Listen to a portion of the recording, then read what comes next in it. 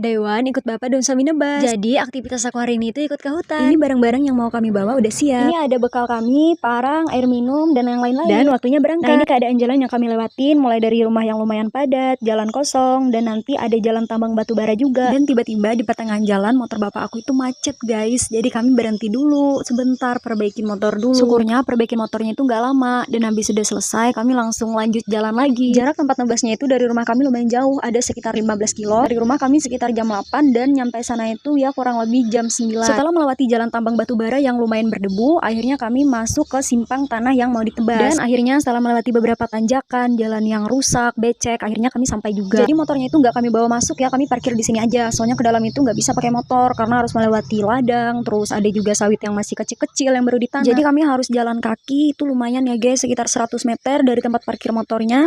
Ya lumayan capek, apalagi harinya panas. Dan ini udah sampai di tempat nebasnya. Jadi di sini itu belum ada pondok ya, kami cuma pakai terpal aja buat duduk, istirahat, buat naruh perabotan juga. Pas terpalnya udah dibuka, aku langsung rebus air buat bikin kopi. Ya karena namanya di hutan, jadi banyak nyamuk ya. Jadi aku sempat ngidupin baygon dulu. Airnya udah mendidih, terus langsung bikin minum. Dan ini sarapan kami sebelum nebas. Setelah udah selesai sarapan, suami aku langsung siap-siap ngasah parang dulu. Bapak juga udah siap-siap nyiapin mesin rumputnya. Sebenarnya di sini aku juga mau ikut nebas ya, tapi nggak dibolehin sama mereka. Jadi aku cuma duduk aja nunggu mereka. Dan ya ini keadaan yang mereka tebas, ada pohon-pohon, kayu, akar-akar, dan masih banyak lagi. Setelah sekitar udah 2 jam nebas, mereka pun istirahat buat ngisi perut dulu. Jadi kami di sini itu nggak masak ya, kami cuma bawa bekal dari rumah. Setelah udah selesai makan, ya tanggung juga mereka mau langsung berangkat nebas lagi karena udah tengah hari, udah deket zuhur. Jadi aku dan suami aku memutuskan buat turun ke sungai, ngambil air sama nyuci bekas makan tadi. Dan part tersenang aku kalau ke hutan itu adalah ke sungai. Sayangnya tadi kami nggak kepikiran bawa pancing, padahal di sungai ini banyak ikannya loh guys. Mereka nebas itu udah sekitar 5 hari, jadi hari ini katanya hari terakhir mereka nebas. Karena bosan di rumah sendirian terus, jadi hari ini aku memutuskan buat ikut. Sekitar jam 1